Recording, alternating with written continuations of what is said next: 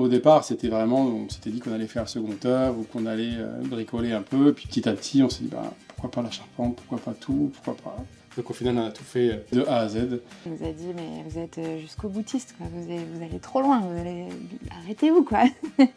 Et en fait, nous, ça nous a beaucoup plu parce que en fait, tous les matériaux qu'on a intégrés à la maison avaient déjà une histoire, en fait. Et on a cherché le réemploi jusqu'à cette date-là. Le jour où arrivait cette date-là, on a dit tant pis, on achète en neuf, on ne prend pas du retard sur le chantier. Je me souviens d'un jour où j'ai cru que j'allais jamais y arriver parce que Julien me demande mais à quelle hauteur on met les prises et les interrupteurs. Je me dis mais j'en sais rien, je sais pas, c'est trop de questions, c'est trop quoi. On s'est adapté aux matériaux, on n'a pas choisi comme dans un catalogue. T'as pas autant de choix, quoi. Et c'est des moments qui sont inoubliables. Et je pense que j'aurais pas eu ces moments-là si on n'avait pas fait cette maison. C'est un des enseignements principaux de notre autoconstruction, je pense, c'est de... Bienvenue dans La Case Robinson, le podcast qui parle d'éco-construction et d'habitat écologique. Avant de démarrer cet épisode, j'aimerais vous demander de vous abonner. C'est le meilleur moyen pour soutenir mon travail et ce podcast et partager ces contenus au plus grand nombre. Je compte sur vous. Bon épisode. Parce que la maison est un abri, un lieu intime, parfois un miroir, mais aussi un lieu d'inspiration et de ressources, aujourd'hui je vous emmène dans la case de Sarah et Julien. Ils racontent dans cet épisode l'autoconstruction de leur maison en bois terre-paille et matériaux de réemploi. Un projet unique qui a été primé par le ministère de la Culture. On aborde toutes les étapes du projet, le choix du terrain, le mode constructif, le sourcing des matériaux, l'autoconstruction, les chantiers participatifs et les retours d'expérience après 2 années à vivre en famille dans cette maison. Sarah et Julien partagent avec transparence les coulisses de cette aventure, y compris la difficulté face à la complexité de l'autoconstruction et la temporalité d'un projet qui aura duré 2 ans et demi. Si les sujets de terre crue, paille, tomates, bois brûlé, charpente de réemploi vous intéressent, cet épisode est parfait pour vous. Un grand merci à Sarah et Julien de m'avoir ouvert les portes de leur maison. Très bonne écoute. Vous voulez faire un clap comme à la télé? C'est parti. Première. Bonjour Sarah, bonjour Julien. Bonjour. Bienvenue sur La Case Robinson et merci de m'accueillir chez vous dans votre belle maison en Charente-Maritime. Aujourd'hui, on va parler justement de cette maison que vous avez autoconstruite. C'est une maison en bois terre-paille et avec beaucoup de matériaux de réemploi. C'était un peu un des fils conducteurs de ce projet. Donc on va développer tout ça ensemble. Et puis c'est aussi un projet que vous avez autoconstruit avec pas mal de chantiers participatifs. Donc on va développer. Peut-être pour commencer, pour donner un peu le cadre aussi du projet, pour les personnes qui n'ont pas forcément l'image, comment est-ce que vous décririez cette maison brièvement pour se la représenter? Décrire notre maison, c'est une maison qui est sur un terrain très arboré. Donc on est entouré d'arbres. La maison se niche autour de ces arbres et c'est une maison avec un demi-étage avec une mezzanine. On est sur pilotis et donc voilà, c'est une maison en terre crue extérieure, bardage en bois brûlé, donc on a des matériaux naturels, sains, qui s'intègrent bien dans notre environnement. Voilà, je sais pas si c'est à ça que tu pensais, mais en gros, on a l'impression quand même de faire part de notre environnement direct. C'est une maison qui fait quelle surface sur 2 niveaux? On est sur 124 mètres carrés habitables, avec la mezzanine qui fait 16 mètres carrés. On va décrire un peu, détailler tout ça un peu plus tard sur les matériaux, sur les choix de conception, sur le sourcing des matériaux de réemploi, sur l'organisation du chantier aussi. Mais si on récapitule un petit peu, comment cette aventure a démarré, parce que l'autoconstruction c'est aussi une aventure qui est pas neutre. Voilà, d'où part le projet, qu'est-ce qui vous a donné envie de vous lancer dans cette aventure? À la base, on cherchait une maison à rénover parce qu'on voulait pas construire en neuf. Et en fait, c'était pendant le confinement et les longères, qui sont les maisons typiques en pierre du coin, étaient très prisées. On n'était pas les seuls à avoir ce type de projet de rénover une maison en pierre. Et donc, à force de visiter, on a fini par se tourner vers les terrains vierges. Et on a trouvé celui-ci, donc qui nous plaisait beaucoup parce qu'il y avait énormément de fruitiers et que c'était à terme notre projet aussi d'avoir, beaucoup d'arbres, pour se nourrir directement chez nous. Oui. Donc ça nous a beaucoup plu par rapport à d'autres terrains, qui étaient complètement nus. Et donc on a décidé de partir dans du neuf, mais d'y intégrer les matériaux de réemploi pour que ce soit quand même un peu, comme si on réutilisait plutôt qu'une maison du coup à rénover, Mmh. des matériaux à rénover dans le cadre d'une maison neuve en fait. Donc on a pris le problème à l'envers. Bon, c'est pas un problème d'ailleurs, mais on a pris le cas à l'envers. Après, pourquoi on a choisi d'autoconstruire? Euh, Bah, c'est parti de... Moi, j'avais une activité que j'ai fait une reconversion professionnelle et je me suis orienté vers l'éco-construction. Donc, je me suis formé à la paille, la terre crue et au réemploi de matériaux. Et dans mon activité d'avant, donc j'étais ingénieur travaux, j'ai toujours dirigé des gens, je leur ai expliqué comment il fallait faire, enfin, je surveillais les pratiques, mais j'avais jamais vraiment fait de mes mains. Alors ça veut pas dire que j'étais pas légitime, mais en tout cas, c'était quelque chose qui me manquait. Et quand on s'est mis à se dire, bah, en fait, on va s'installer ici, tout de suite, je me suis dit, bah, on va fabriquer notre maison. Alors pas forcément de A à Z, Ouais, au ça début, c'est venu c'était au pas le fil. projet, oui. C'est venu au fil de l'eau, où en fait, petit à petit, on s'est aperçu que c'était faisable. Et puis, il y a pas mal de gens qui nous ont rassurés sur le fait qu'on pouvait autoconstruire notre maison soi-même. Mais au départ, c'était vraiment, on s'était dit qu'on allait faire le second œuvre ou qu'on allait bricoler un peu. Et puis petit à petit, on s'est dit, bah, pourquoi pas la charpente, pourquoi pas tout, pourquoi pas. Donc au final, on a tout fait de A à Z. Euh, Et et c'est la période où on a découvert Twiza aussi, donc on a vu que c'était réalisable aussi par ce biais-là. exactement. C'est vrai que mais j'ai fait mes premiers chantiers participatifs, moi, en fin 2019. Et de fait de voir des gens qui autoconstruisent avec des bénévoles en matériaux biosourcés, j'ai découvert la paille, la terre crue. Alors on s'est dit, bon, il y a un truc intéressant, on va faire ça. Et alors c'est une autoconstruction, mais vous avez été bien entouré aussi, donc vous le disiez, par des bénévoles sur chantier participatif. Twiza organise aussi le fait que ces chantiers participatifs se passent bien, on pourra en parler aussi tout à l'heure.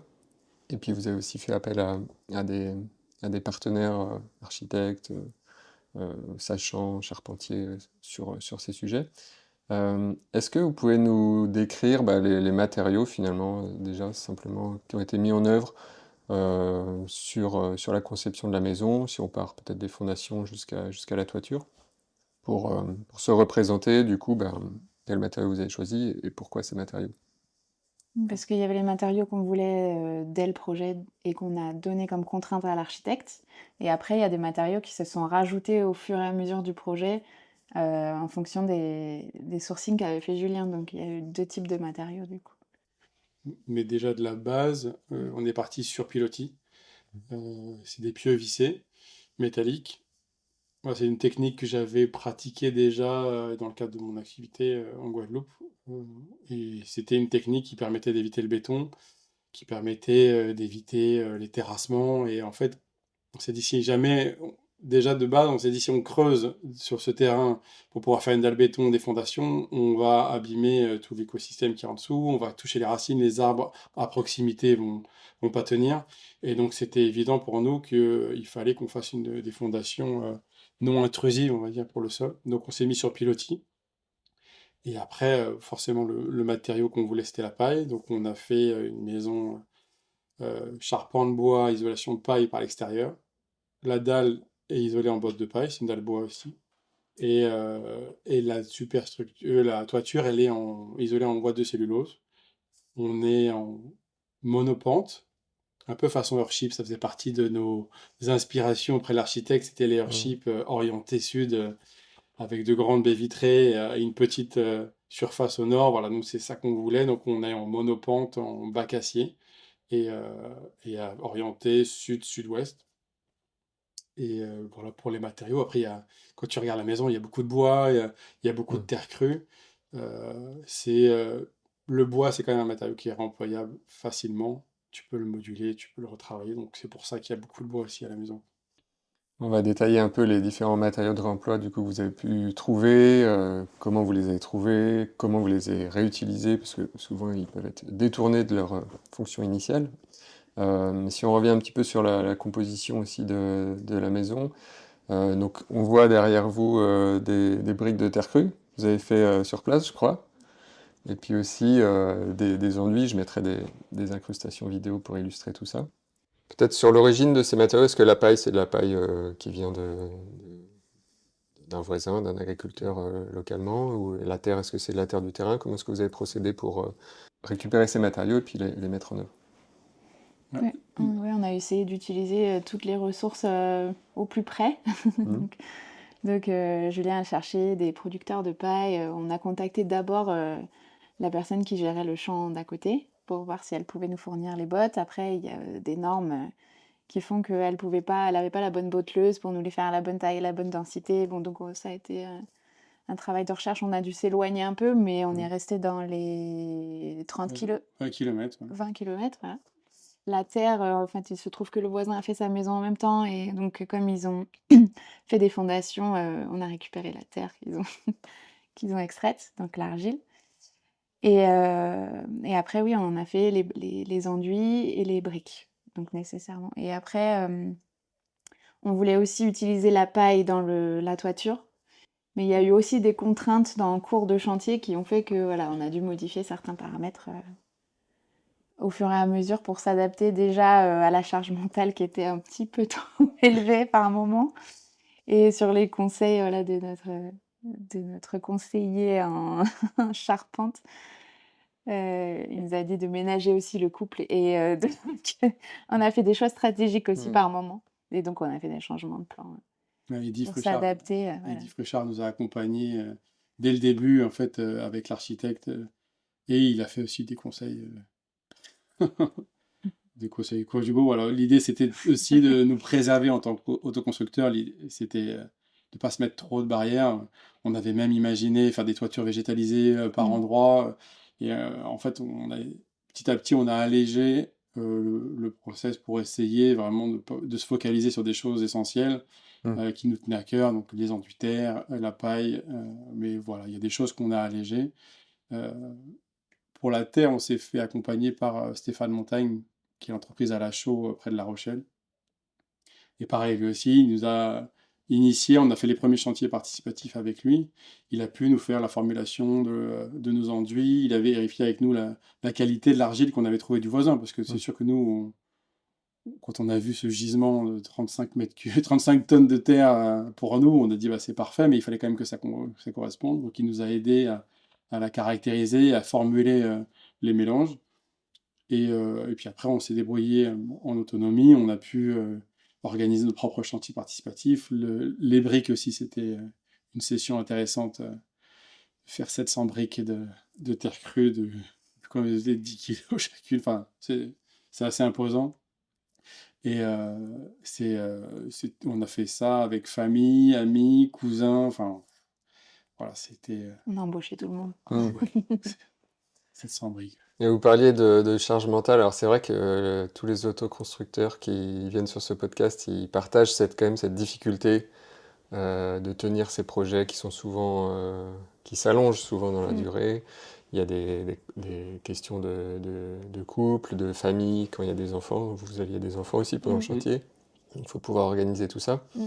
Peut-être quels sont les conseils qu'on vous a donnés pour justement essayer de ménager votre vie de famille et puis d'aller dans un... Que l'expérience soit quand même heureuse et joyeuse dans le processus et que ça finisse pas en une aventure, une maison qu'on n'a même plus trop envie d'habiter tellement ça a été compliqué pendant le chantier. Qu'est-ce qu'on vous a dit, conseillé? Et c'est sûr que quand on s'est lancé, on était plein de fougue, voilà, on avait plein d'idées, plein d'envies et donc on a été très ambitieux au départ. Mais je pense que ça, c'est un peu, le cas de tout le monde. Et après, c'est vrai que le long du chantier, c'est un travail d'équilibriste, en fait, d'arriver à associer, bah, nos valeurs écologiques, le niveau de confort qu'on veut atteindre, ce qui est disponible, sur place, ce qui est dans notre budget aussi, bien sûr, et ce qui est dans nos capacités physiques. Et après, c'est tout un travail de compromis au jour le jour. Est-ce qu'on poursuit, par exemple, les briques? C'est un bon exemple. Il y a un moment, on s'est dit non, mais ça va être trop de travail, on va les acheter, tant pis. Enfin, et donc, Julien avait commencé à chercher un producteur de briques en terre crue. Et en fait, c'était loin, il me semble. Enfin, et donc, finalement, on s'est dit non, mais allez, on a les cousins qui viennent une semaine, on se motive. Et donc, il a fait le plan pour qu'on arrive à rentrer ça dans l'objectif de temps. Et donc, c'est tout un travail de compromis à est-ce qu'on a encore les ressources? Quelle est la balance bénéfice-risque, enfin bénéfice-travail, fatigue, voilà. Et sur tous les sujets, c'est ça. Et c'est vrai que je me souviens un jour où j'ai cru que j'allais jamais y arriver parce que Julien me demande mais à quelle hauteur on met les prises et les interrupteurs? Je dis mais j'en sais rien, je sais pas, c'est trop de questions, c'est trop quoi. Je dis là je sais pas déjà où on met les prises. Enfin, il y a trop de décisions à prendre quand on part de zéro. Voilà. Et donc par moments c'est vrai qu'on est un peu dépassé par tout ça. Et là-dessus, le fait que Julien gérait ce genre de choses dans son expérience professionnelle, ça nous a aidés à canaliser, à prioriser, à ordonner les tâches, à les diviser en plus petites tâches. Voilà. Et après, il faut des fois aussi augmenter son niveau de confort par rapport à ce qu'on avait prévu. On était en mobil-home et donc par moment, l'humidité, le froid, bon, c'était un peu dur, quoi. Et il faut aussi ménager son confort pour pouvoir tenir le chantier. Donc, on a changé de matelas, on a acheté un déshumidificateur d'air. Voilà, c'est plein de petits trucs qui font que, bon, là, on souffle un peu et on reprend de l'énergie pour la suite. D'avoir le soutien des proches aussi, c'est essentiel. Ouais, c'est sûr. Moi, donc, mon métier, c'était de gérer les chantiers. Donc, en fait, j'ai déroulé le chantier comme je le faisais au niveau professionnel. Donc, et moi, dans ma précédente activité, je faisais les choses vite et bien. Alors après, c'était des contraintes, on s'organisait pour ça. Ça peut paraître prétentieux, mais notre fer de lance à l'époque de cette boîte, c'était de faire les chantiers à l'heure et dans les temps et de manière bien faite, avec un prix qui était peut-être un peu plus important que d'autres, mais au moins on arrivait à atteindre cet objectif. Et je suis parti dans cette idée de ce chantier-là, on va le faire en 2 ans, quoi qu'il arrive. C'était mon objectif. Et c'est pour ça qu'on a pris le mobil-home, c'était pour habiter sur place. Je savais que si on prenait une location à côté, il y aurait la barrière de la route. Il fallait, on est à la campagne, hein, donc si on avait loué quelque chose, ça aurait été forcément à 5-10 km. Je voulais être présent et être non-stop sur place. Moi, j'ai consacré 2 ans et demi du coup de non-stop à ce chantier. C'est-à-dire que j'avais pas d'activité professionnelle pendant le chantier. Sarah travaillait, donc elle m'aidait le soir, le week-end, vacances. Mais moi, j'y étais vraiment toute la journée. Quand tu parles de 2 ans de chantier, c'est y compris la conception du projet ou c'est vraiment le chantier une fois que ça a démarré? Non, conception. En fait, on a acheté le terrain, on a mis tout de suite le mobil-home, parce qu'on avait d'autres contraintes où il fallait qu'on quitte le logement où on était. Donc, on a mis les mobil-home, c'était en juillet 2020, juste après le Covid. Juillet 2020, on s'est installé et on a fait la conception. On a déposé le permis en août, il a été accepté en octobre. On a fait l'affichage et on a démarré les travaux fin janvier. Et quand vous démarrez les travaux, vous savez exactement les matériaux que vous allez utiliser. Pas du tout. Vous savez a priori pas mettre exactement où vous allez mettre les prises. Enfin, quand vous démarrez, vous projetez vers quoi en fait? On est accompagné par l'archi qui nous a fait toute la phase jusqu'au permis de construire. Donc on avait quand même une visibilité sur les volumes et ce qu'on voulait faire. On avait déjà une visibilité sur certains matériaux et certains meubles. Par exemple, l'archi, elle a quand même conçu la maison autour du canapé, autour de la maison qu'on avait déjà récupérée. On avait le bac à douche déjà au niveau des plans de l'archi. Ouais, on a déjà quelques matériaux, donc elle s'est adaptée. Et après, je sais de par l'expérience que quand on veut faire un chantier vite et bien, il est moins préparé que quand on se prépare pendant 5 ans et qu'après on se lance, quoi. Nous, on a choisi d'aller très vite et donc on a fait la conception un peu au fur et à mesure qu'on avançait. On a choisi les matériaux au fur et à mesure. C'est pour ça que ça a été une charge mentale intense, c'est que chaque soirée, fin de chantier, on couche les enfants et là on se met à réfléchir. Donc il faut faire la conception, il faut s'adapter, j'ai trouvé tel matériau, qu'est-ce qu'on peut modifier Et effectivement, à quelle hauteur on met les prises, parce que c'est le moment où j'ai besoin de le savoir. C'était, on a fait ça de manière vraiment condensée. Et ça, a posteriori, tu penses que ça vous a fait gagner du temps ou ça aurait été plus efficace d'essayer d'aller le plus loin possible dans la conception avant de démarrer et après dérouler Pour moi, il n'y a pas le sujet, c'est que je peux pas faire moi, je sais pas faire un chantier long. Je sais pas réfléchir pendant 3 ans pour me lancer après. Moi, il faut que ça aille vite. Mm. Donc, je fais toujours ça. Donc, pour moi, c'est impensable de se dire, on se prépare pendant 3 4 ans, on fait notre stock de matériaux, et puis après, quand on est prêt, on se lance. Pour moi, c'était impossible. Mm. Donc, non, moi, je regrette pas ça, hein. Il n'aurait pas pu faire autrement, je pense. Mais Non. ce qui a été important, c'est qu'on a beaucoup travaillé notre mode de communication quand même. Notamment, par exemple, pour les plans de la cuisine, on n'était pas d'accord sur la manière dont on allait faire les plans. Moi, je voulais d'abord qu'on liste tout le matériel qu'on avait et ce dont on avait besoin, et qu'après, on dise, bah là, j'ai besoin d'un placard pour ça, un placard pour Ouais. ça. Julien, il m'a dit, mais non, pas du tout. Donc, je sais plus comment tu voulais faire. En fait, Tu pour voulais moi, le faire autrement. j'étais pas à savoir à quel endroit j'allais mettre la casserole. Moi, je savais qu'on allait mettre à peu près 5 mètres linéaires de plan de travail ou 3 mètres linéaires de plan de Ouais. travail, peu importe comment on allait agencer. C'était les grosses masses que j'avais besoin. Mais c'est vrai que moi, j'avais tendance à vouloir grosse maille pour avancer. Mais c'est vrai qu'au niveau de la cuisine, ça, je peux pas Je peux te pas te dire grosse répondre. maille Ouais. il faut qu'on aille un peu plus précisément. Et c'est vrai qu'au final, on aurait à ce moment-là dû aller précisément dans la cuisine pour bien la dimensionner, bien vérifier ce Mm. qu'on avait imaginé à l'époque avec l'archi sur les esquisses, quoi. Mm. C'est- Ouais, et le plus dur, c'est de pas rentrer dans le conflit à ce moment-là. C'est de se dire, ok, bon, toi, tu as besoin de ça, moi, j'ai besoin de ça. Qu'est-ce qu'on fait avec ça, quoi? Parce qu'il faut avancer. Donc, il faut travailler sur sa prise de décision, Mm. respecter que l'autre, bah, il a pas le même fonctionnement et s'il en a besoin, et bah, il faut trouver un moyen. Ça a été aussi dans les tâches qu'on a fait tous les deux, de communiquer sur, bah, là, je me sens pas en sécurité, là, c'est trop dur, j'arrive pas à le soulever. Donc on va chercher des solutions techniques pour arriver à le faire tous les 2. Mm. Certains moments, c'était épique, quoi, ouais. Quand on s'est retrouvés à monter la mezzanine tous les 2 dans le vide, c'était compliqué. J'imagine. Donc beaucoup d'écoute et de collaboration. D'ailleurs, sur votre organisation à tous les deux, comment vous êtes répartis les actions, les tâches Déjà, à l'origine, on partait d'une vie précédente qui était assez patriarcale. Avec, moi, je Ouais. travaillais 6h, 21h sur les chantiers. Je revenais fatigué, le week-end pour se reposer. Et Sarah était à la maison avec les enfants, enfin avec l'enfant au départ quand on est le premier. Et, euh, et c'est vrai qu'on voilà, c'était assez divisé de manière conventionnelle, enfin, je sais pas, comme Mmh. patriarcale. Mmh. Voilà. Et on déconstruit du coup ce modèle. Et moi, j'avais vraiment le sentiment d'avoir pas vu passer les premières années de mon fils, quoi.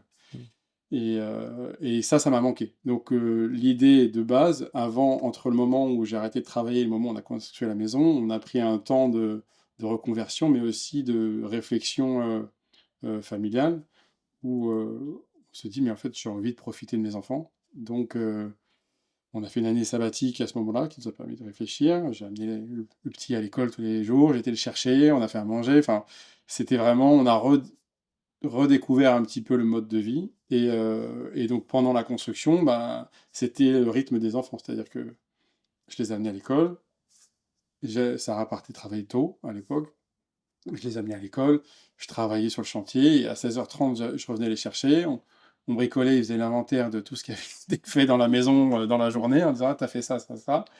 Après, on faisait les devoirs, le rituel. Et après, on se retrouvait pour discuter de la maison. C'était un peu notre quotidien. Oui, oui, moi je laissais gérer Julien. Bah, en fait, au final, on a quand même retrouvé. C'est compliqué parce que ça questionne quand même beaucoup de choses, l'autoconstruction en couple et en famille, avec des enfants en bas âge parce qu'ils avaient 3 et 6 ans et demi, donc ils étaient petits. Et en fait, je me suis rendu compte que même dans nous qui étions quand même en questionnement, en cheminement pour déconstruire tout ça, et il y a des situations où on s'est retrouvés pris par le modèle de, bah, c'est l'homme qui bricole et c'est la femme qui, bah, notamment dans les chantiers participatifs, ça a été ça m'a beaucoup bousculée, ouais. De me dire: «Mais en fait, là, je suis pas capable de gérer l'équipe de bénévoles. Enfin, c'est Julien qui a l'habitude de gérer les chantiers, d'organiser les tâches, de répartir les rôles et tout ça. Et bah, moi, j'étais quand même beaucoup plus à l'aise à aller faire le repas, quoi. Et donc, on a beau être dans un travail comme ça où on veut sortir des codes et on veut un peu bousculer tout ça, il y a des moments où c'est quand même plus facile, quoi. Après, il n'y a pas de hiérarchie de tâches dans le Mais il n'y sens avait où pas de hiérarchie, oui. c'est pas parce que tu fais à manger que tu sers moins le chantier. Au final, la bouffe, c'est ce qui est le plus important sur un chantier, on est d'accord, et on l'a bien montré sur nos chantiers. Nous, en fait, à chaque fois qu'on avait des bénévoles, on les recevait comme s'ils étaient des amis, la famille. Et le but, c'était de les mettre à l'aise. Enfin, ça fait aussi partie de l'ADN de Twiza, c'est de se réunir et d'échanger. Le chantier, c'est pas une activité physique, c'est une activité humaine qui permet de rencontrer les gens. Et donc, pour moi, la partie nourriture était la plus importante. On a su la déléguer aussi des fois. C'est là où on a discuté, mais mes parents sont venus faire à manger pour tous les bénévoles et Sarah pouvait travailler Rester avec au nous chantier. et travailler. Voilà, il a fallu trouver cet équilibre pour faire pas que nourriture, pas que chantier, un peu des deux, quoi. Mm. Et ces chantiers participatifs, ils ont porté sur quel lot de travaux, quel moment du chantier? Paille et terre crue. C'est-à-dire qu'on a fait des chantiers participatifs Et pour les bois bottes de brûlé. paille et bois brûlé, c'est vrai, à la fin. Paille, on a fait à peu près, on a fait une grosse session participative et après ça s'est fait avec des amis et quelques sessions à droite à gauche, mais pas avec 2-3 personnes qui nous aidaient. La terre crue, ça nous a pris beaucoup de temps. Beaucoup, on a fait 10 sessions participatives, donc 10 semaines intenses à 10 personnes. C'est énorme. Enfin, le temps de travail qu'il a fait. On a quand même 400 mètres carrés d'enduit sur 5 cm d'épais. On a les 700 briques. En tout, on a quand même 34 tonnes d'argile qu'on a brassé. Enfin, vous connaissez le processus Ouais. de terre crue.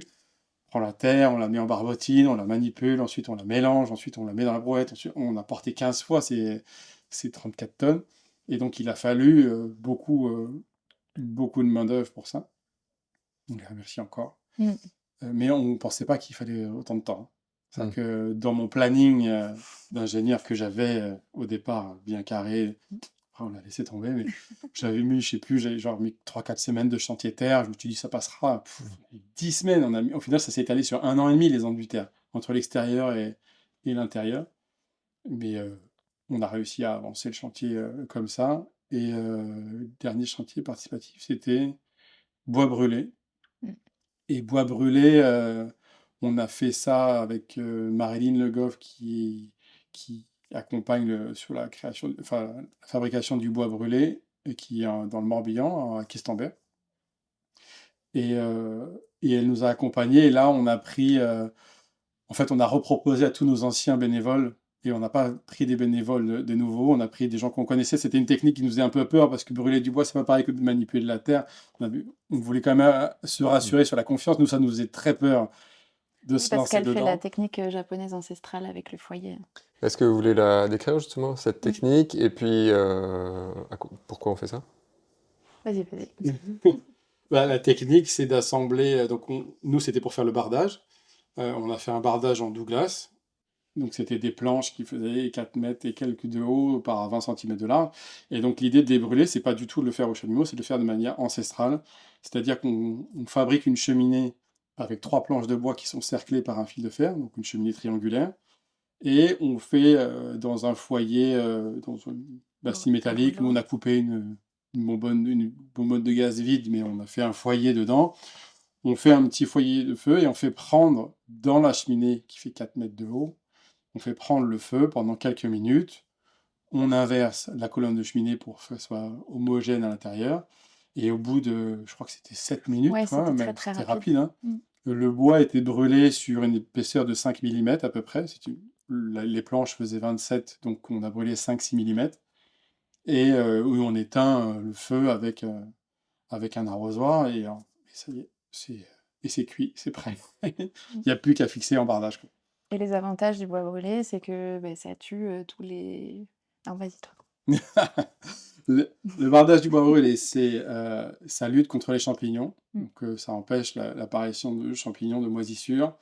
Ça lutte contre les attaques d'insectes, puisqu'en fait, en brûlant le bois, on diminue la nourriture des insectes qui pourraient s'attaquer au bois. Euh, on- Ça le rend plus étanche à l'eau. Et quatrième, ça retarde le temps d'inflammation en cas d'incendie. C'est-à-dire que le fait qu'il ait brûlé une première fois fait que le bois mettra plus de temps à brûler la deuxième fois. On espère qu'il n'y aura pas de deuxième fois. Mais en tout cas, ça le protège sur ces 4 aspects. Et en gros, c'est une garantie de vie estimée à entre 80 et 100 ans. Et c'est aussi esthétique, C'est très parce beau, que pour ouais. les gens qui apprécient ces C'est un couleurs. parti pris parce qu'on a une façade noire. Mm. Après, la façade va changer avec le temps. Le charbon qui est resté apparent, qui fait des craquelures un petit peu comme une peau de crocodile, ou le charbon va s'enlever au fur et à mesure des tempêtes, des oiseaux qui s'accrochent dessus, des enfants qui se frottent l'épaule. Enfin, au fur et à mesure, ça va partir. La formatrice nous a parlé de 15 ans à peu près. Et dans 15 ans, ça va laisser apparaître le bois avec les veines un peu plus caramel, façon bois marron, quoi. Et ça donnera un deuxième aspect à la maison. Mais bon, pour l'instant, on l'a fait il y a 4 ans, à peu près, ce chantier participatif. On a fait la façade il y a 4 ans. Et ça n'a pas Ça bougé. n'a pas bougé, ouais. Et on n'a pas noté de dégradation du charbon ou quoi que ce soit. Et tu dis façade noire, mais ça peut aussi prendre des teintes argentées, souvent en fonction de la luminosité, du temps, Oui, c'est un etc. panneau également, ouais, Ça c'est- change aussi, c'est très beau. Et là, vous avez choisi de le mettre sur la façade exposée aux intempéries, au vent dominant, c'est ça? Oui. Et alors que le reste de la maison est en enduit terre extérieur, ce qui n'est pas forcément le plus courant, parce que les enduits terre à l'extérieur, ça peut être soumis aux intempéries plus facilement et c'est moins résistant. C'est déconseillé d'une manière générale. L'enduit de terre, enfin la terre, c'est bien connu, avec l'eau, ça se dégrade. Mais nous, on a des casquettes qui sont très débordantes. Mm. Donc déjà, on est quand même bien protégé. On est protégé du sol parce qu'on est sur pilotis. Donc on n'a pas de remontée de capillarité. On n'a pas d'eau qui ravine dessus parce qu'on a les casquettes. Et on a eu cette discussion avec Stéphane Montagne. Il nous a alerté sur les risques d'avoir des enduits de terre en extérieur.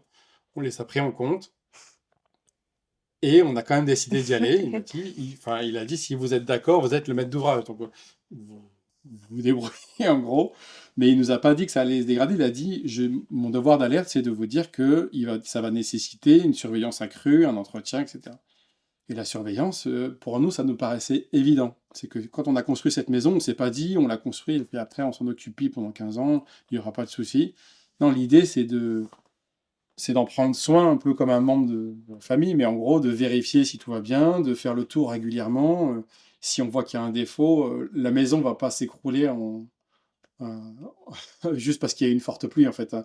Petit à petit, il y a des pathologies qui peuvent apparaître, et à ce moment-là, on met en place les actions correctives. C'est ce que je te disais au début. On a une fois une branche qui a touché la façade, une branche du figuier qui retombait sur la façade, et ça a amené un peu plus d'eau que des éclaboussures de pluie, quoi. Et cette eau ponctuelle a légèrement dégradé la façade, et donc on a tout simplement, ça a lessivé la barbotine qu'il y avait dessus, enfin la laitance. Et donc, on a vu quelques graviers apparaître, quelques brins de paille apparaître. On a tout de suite vu la chose, on a coupé la branche et puis c'est réglé, quoi. Donc, il faut prendre soin de son bâti, c'est le contrôler régulièrement. Ouais, c'est des architectures presque vivantes où on a besoin de s'en occuper comme on peut le faire avec. On a une façade qui est légèrement plus soumise aux intempéries, c'est la façade ouest à l'étage, qui a quand même une grande casquette, mais avec avec la pluie, je ne sais pas si on dit les embruns, mais en gros, il y a quand même un peu plus d'eau. Et cette façade-là, pour avoir plus de facilité, plutôt que de refaire régulièrement des enduits de terre, on s'est dit qu'on allait peut-être faire un badigeon à la chaux qui permettrait d'imperméabiliser la chose. Oui, c'est ce qui était prévu au départ, Mm. sur toute la façade extérieure. Oui, normalement, la façade devait être blanche. On avait prévu de faire un badigeon à la chaux, mais quand on a vu la couleur de cette argile, on a dit qu'on laissait comme ça. Pour l'instant. Pour l'instant. Et d'ailleurs, c'est une maison qui a été primée, qui a reçu le prix René Fontaine de l'association Maison Paysanne de France. Mm. Donc félicitations. Merci. Ça, c'est pire. C'est une fierté parce qu'on est monté à Paris chercher le prix, à la capitale, c'est le ministère de la Culture qui nous a remis le prix, donc c'était chouette. Euh, Alors j'avais une question parce que ouais. c'est une association qui cherche plutôt à mettre en avant le bâti ancien, la rénovation du bâti ancien, le patrimoine local des différentes régions de France. Là, qu'est-ce qu'ils ont valorisé dans votre maison? Qu'est-ce qu'ils ont mis en avant? Qu'est-ce qu'ils ont trouvé de On pertinent? les a contactés très très rapidement.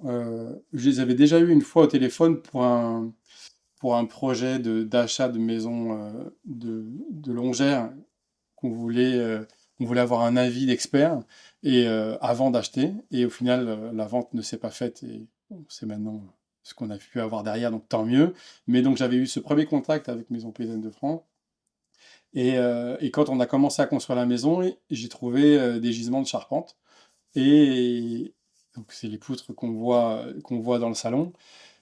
On s'est posé la question si ce bois, parce que moi je suis pas charpentier de base, donc je ne sais pas forcément reconnaître le bon bois dès le départ.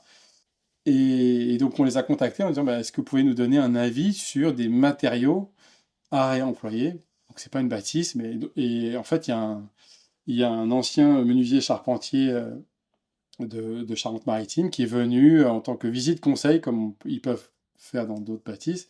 Et nous, il est venu voir les poutres et puis il nous a dit ben, moi, de mon métier, de ce que je vois, elles sont parfaites. C'est, enfin, comme il nous a dit, les petits-enfants partiront, qu'il y aura encore les poutres sur place. Donc, Hmm. ça nous a vraiment rassurés sur le fait que ce bois était de qualité. Et on a gardé, on a entretenu ces relations. Moi, je suis adhérent de Maison Paysanne depuis 5-6 ans maintenant. Et on a toujours gardé des bonnes relations. Ils sont venus faire des visites de la maison parce que ils ont l'habitude de voir du bâti ancien, de voir des choses assez exceptionnelles, mais toujours sur le respect du bâti ancien, mais pas des maisons contemporaines. Et là, ça leur donne une autre carte sur le respect du bâti ancien, c'est-à-dire qu'on garde des techniques ancestrales, parce que les argiles de terre crue, c'est quand même Mm. depuis un bon moment qu'on en fait. Et le fait de réemployer des matériaux anciens, c'est vraiment quelque chose qui les intéresse. Et le fait d'avoir été primé dans la catégorie bâtiment contemporain, Hmm. c'est sûr que c'est chouette. Ça présage de bon augure pour cette filière du réemploi, en tout cas. Ben, on va parler justement, on va parler de ces matériaux de réemploi que vous avez cherchés d'abord, sourcés comme on dit, puis finalement mis en œuvre. Il y en a beaucoup, alors je vous laisse Liste est longue. commencer là où vous voulez, mais il y a beaucoup de choses à dire, que ce soit sur le mobilier, que ce soit sur les matériaux, enfin les revêtements de seconde œuvre, mais aussi les façades avec certaines menuiseries. Ouais, Qu'est-ce que vous avez mis en bah, place? déjà, la base, c'était ma formation réemploi que j'ai eue avec Bellastock. Et donc c'est Mathilde Billet et Julie Benoît qui nous ont formés en 2019. C'était une formation à Bordeaux. Et pendant cette formation, ils nous ont donné toutes les clés pour réemployer et trouver des matériaux. Et donc, ça a ouvert mon spectre de, de sourcing, en fait, où j'ai vu tout un tas de choses. En fait, en tant que particulier, en général, on va sur le bon coin. Là, l'idée de ce sourcing, c'était aussi de s'entraîner à faire un sourcing professionnel. Et donc, j'ai exploré toutes les pistes pro possibles de ce qu'on nous avait appris. Mhm. Et donc, bah, on est passé par des plateformes comme CycleUp qui nous ont mis en relation avec des chantiers, des constructeurs qui avaient des matériaux à proposer. C'est comme ça qu'on a trouvé les dalles sur plot qui font la terrasse. C'est un chantier à Paris qui a proposé ces matériaux, on les a fait venir. Qu'est-ce qu'on a fait d'autre? La charpente, c'était un couvreur charpentier qui vendait ces poutres-là qu'il avait démontées il y a plusieurs années. Qu'est-ce qu'on a fait d'autre? En fait, ce qui a été très aidant, c'est que notre architecte était d'accord, donc Anne-Claire Paris à La Rochelle, elle était d'accord pour, faire un permis provisoire et s'adapter au fur et à mesure en fonction de ce qu'on trouvait et donc ça nous a beaucoup aidés et donc c'est comme ça qu'on a dessiné la salle de bain en partant du bac à douche qu'on avait récupéré chez sa grand-mère et j'ai trouvé ça très intéressant cette démarche en fait, créative de partir du matériau et de construire autour, c'était assez Hmm. chouette et donc on avait, le canapé, voilà, le bac à douche donc ça, c'était plutôt des objets, on a construit autour. Après les fenêtres, elle nous avait mis une taille standard Et Julien a trouvé un sourcing, donc on a adapté. C'était légèrement différent en termes de dimension, mais ça a été adapté après sur le permis. Mais c'était pas standard, mais en tout cas, on est parti Oui, d'une pas dimension standard, mais ouais. et, le permis modificatif qui sera à faire après permettra de réajuster. Mm. On avait, on va dire, un cahier des charges avec des dimensions de fenêtres. C'est sûr qu'on n'avait pas trouvé exactement les mêmes. Mais au moins, on a pu s'en rapprocher le plus possible. L'idée, c'était pas de changer non plus toute l'étude thermique Non, qui voilà, était c'est ça. basée sur une dimension de surface vitrée. Mais on a réussi comme ça à trouver des menuiseries de réemploi sur des plateformes de matériaux à Bordeaux. On a trouvé des vitrages coupe-feu 2 heures qui sont dans dans le couloir.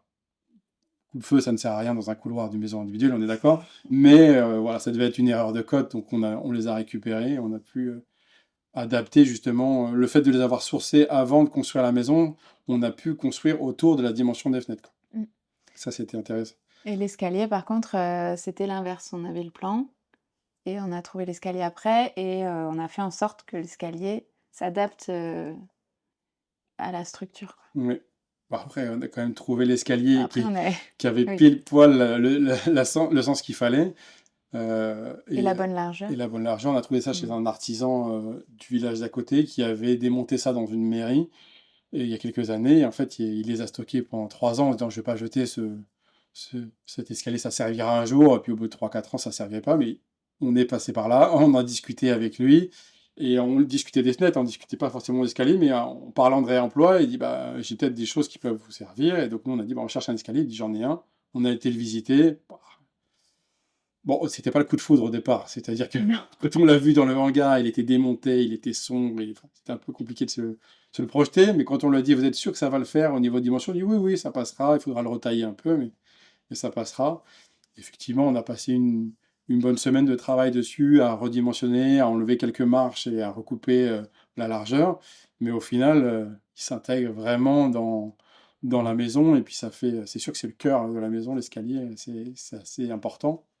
Et on est très content. Enfin, c'est tout un symbole de réemploi parce c'est de l'ormeau. Et l'ormeau, il n'y en a plus en Charente-Maritime parce que cette essence d'arbre n'a pas survécu à des insectes. Invasion, Et donc, du coup, c'est chouette qu'on ait pu en retrouver là-dessus. Mais après, comme autre matériau de réemploi, il y en a partout. Mais Les portes. les portes, on a acheté les portes d'occasion, mais on n'avait pas le bâti, donc il a fallu qu'on construise le bâti tout autour. Donc j'ai récupéré les chutes des poutres que j'avais du toit pour pouvoir faire le bâti. Le parquet, il y a eu plusieurs phases sur le parquet où au départ on devait sourcer un matériau, un parquet de réemploi qui venait aussi d'un chantier de Saint-Denis. Et en fait, là, quand on nous a livré la marchandise, elle n'était pas si qualitative que ça, parce que je pense que ça a été démonté un peu rapidement. Donc il a fallu qu'on retrouve de la quantité de matière. Et là, j'ai trouvé une annonce d'un promoteur qui proposait de vendre les matériaux, mais à venir chercher soi-même. Et donc ils nous ont vendu le parquet 5 € le mètre carré. Par contre, il fallait le déposer soi-même. Et on a réussi avec Sarah et mon père à faire une mission commando pendant 3 jours à démonter du parquet dans une maison qui était vide et froide. Ça s'est passé à Rennes, donc on a fait la route pour aller chercher le parquet. Mais au moins, je voulais être sûr que le parquet qu'on démonte soit démonté proprement. Et voilà, Donc le c'est une résultat pose vissée, cloutée? Ouais, vissé. Vissée. Non, elle était posée, clouée. Mm. Et on s'est dit qu'en vissant, on favoriserait peut-être le réemploi futur par ceux qui voudraient démonter ce parquet. Au moins, visser, ça serait plus simple. Donc, visser sur l'embourbe. Oui, voilà, c'était quelque chose que Julien a réalisé au cours du process.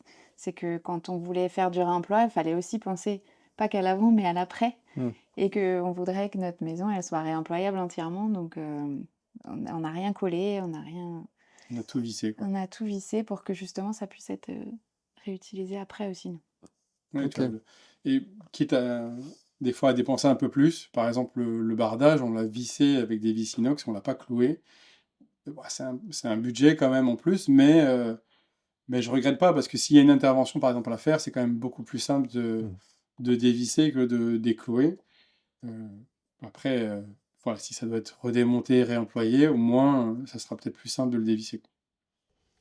Qu'est-ce qu'il y a d'autre comme matériau? Il y a une verrière, je crois. La verrière là-haut, ouais. Des panneaux de contreventement aussi dans le couloir, il me semble qu'ils servent de cloison. Là, on voit des panneaux USB Oui. Bah, ici. la verrière, la verrière, on a récupéré ça chez mon oncle qui est entrepreneur. Mon oncle et mon cousin, ils sont entrepreneurs en région parisienne, mais comme on allait voir la famille régulièrement, bon, on y allait avec la remorque et on repartait avec des matériaux. Donc, il y a aussi une verrière qui a été posée, mais qui a été déposée très rapidement parce qu'elle n'était pas conforme au projet finalement. Et donc, nous, on l'a retravaillée, on s'en sert de cloison. Elle n'est pas encore vitrée, ça fait partie des choses à terminer, mais qu'on n'a pas encore faites. Mais en tout cas, on a réussi à l'adapter comme cloison de la mezzanine. Chez mon oncle, on a aussi récupéré du travertin. Euh, donc c'est une fin de chantier où c'était le client qui achetait les matériaux et au final il y en avait un peu plus. Il l'a laissé à mon oncle, ça a traîné pendant 15 ans dans son hangar parce qu'on replace rarement une palette seulement de travertin. Donc on a pu la récupérer, on a pu faire le sol de la buanderie et de la salle de bain. Enfin, c'est quand même assez chic d'avoir du travertin Ouais. dans une salle de bain, donc on est assez content de ça. Et la verrière là aussi, enfin Ouais. la grande surface vitrée là du patio. Dans le, c'est- dans le patio, on a choisi de faire une paroi vitrée avec des menuiseries bois qu'on a redécoupées pour avoir un maximum de surface vitrée. On s'est inspiré de la ferme des possibles sur Stein de mémoire. Et là, on a récupéré des fenêtres. C'est le seul point un peu non conforme, on va dire, au niveau des fenêtres, c'est qu'on a mis des fenêtres en 4-12-4, donc qui ne sont pas conformes à la réglementation thermique. Parce qu'on a choisi de faire du triple vitrage en mettant une deuxième paroi par-dessus, avec d'autres fenêtres en simple vitrage par-dessus les fenêtres en double vitrage. C'est quelque chose qui va être expérimental, on l'a pas encore fait, c'est prévu, mais l'idée c'est de, avec des fenêtres qui sont plus conformes du tout, faire une paroi performante. On te dira ça dans un prochain épisode, quand on aura Avec fait, plaisir. quand on aura fait ça. Mm. Euh, Après, on nous a dit, quand on a raconté l'histoire du parquet, on nous a dit, mais vous êtes jusqu'au boutiste, quoi. Vous allez trop loin, arrêtez-vous, quoi. Et en fait, nous, ça nous a beaucoup plu parce que, en fait, tous les matériaux qu'on a intégrés à la maison avaient déjà une histoire, en fait. Et donc, quand tout à l'heure tu me posais la question des fois, on peut être dégoûté et ne plus avoir envie de l'habiter. Nous, quand on est entré dans la maison, on avait l'impression d'être entouré par toutes ces histoires et c'était hyper agréable. Et notamment, par exemple, à ce parquet toujours, quand on l'a démonté, on a trouvé un vieux papier journal avec un quignon de pain dedans. Et donc, ça a été laissé par l'ouvrier qui avait posé le parquet. Et donc, dessus, il y avait la date 1937, et avec les événements de ce moment-là qui n'étaient pas très joyeux d'ailleurs. Et donc, on s'est dit, mais en fait, ça a été posé en 1937. Il y a eu tous ces gens qui sont passés par là et nous, on va récupérer ce parquet avec toute cette histoire. Enfin, c'était hyper chouette, quoi. Et donc, on était aussi contents quand on a intégré la maison de pouvoir raconter toutes ces histoires à tous ceux qui passaient là et nous vivre avec ça, c'est assez chouette. c'est une âme que tu peux avoir dans les bâtisses que tu vas retaper, quoi. C'est que quand tu retapes une vieille baraque, bah, tu sais qu'il s'est passé quelque chose. Ça se ressent avec les murs, nous, on a amené ces histoires au fur et à mesure. Et comme on a beaucoup de matériaux de réemploi, il y a beaucoup d'histoires à raconter. Et ça crée quelque chose de chaleureux, quoi. C'est vrai que c'est ce que tu dis, ça ferait vraiment une ambiance et on n'a pas du tout le sentiment quand on est rentré dans la maison, on n'a pas eu le sentiment de dire, bon, bah, ça y est, on nous a donné les clés de notre baraque, on y habite. Non, nous, on l'a fait de A à Z, avec toutes les histoires qui vont. Au final, on n'a pas eu ce déclic enfin, pas ce déclic, mais ce soulagement de dire, ça y est, on est enfin chez nous. En fait, on était déjà chez nous tout au long du truc. On avait déjà commencé l'aventure dès le départ. Et c'est quelque chose que tu ressens, je pense, que quand tu as construit ta maison, quoi. L'aventure démarre avant. Mm. Et Ouais. puis, les chantiers participatifs, ça a aussi ponctué un peu tout le chemin et ça nous a redonné de l'énergie. Là où je pense qu'on aurait pu s'épuiser peut-être tous les deux. C'était certes quelque chose de compliqué à organiser, hein, quand même, ça demande beaucoup de travail. Mais à chaque fois, on rencontrait des gens formidables qui croyaient en notre projet, qui croyaient en nous, qui nous donnaient de leur temps et donc ça nous reboostait, quoi et puis ça fait qu'on a aussi toutes leurs histoires à raconter dans la maison, que là, c'est un tel qui a fait ce mur-là. Julien, il se rappelle exactement de qui a fait quel arrondi, et ça rajoute en plus cette chaleur-là enfin, ils sont un peu avec nous, quoi, tous les jours, donc c'est assez chouette. C'est une dimension humaine qu'on n'avait pas forcément intégrée dès le départ. Mais les bénévoles qui viennent sur un chantier, on en parle souvent avec Twiza, les bénévoles qui viennent, la grosse majorité, en tout cas de ceux qui sont venus chez nous, la grosse majorité, c'est des gens qui veulent vivre une expérience. Et pas du tout des gens qui veulent avoir une technique. Ils viennent pas forcément apprendre la terre crue. En fait, ça aurait été n'importe quoi. Ils seraient venus. Ce qu'ils veulent, c'est pouvoir échanger, discuter. Et en fait, on a fait en sorte de créer euh, ces moments de rencontre, même entre eux.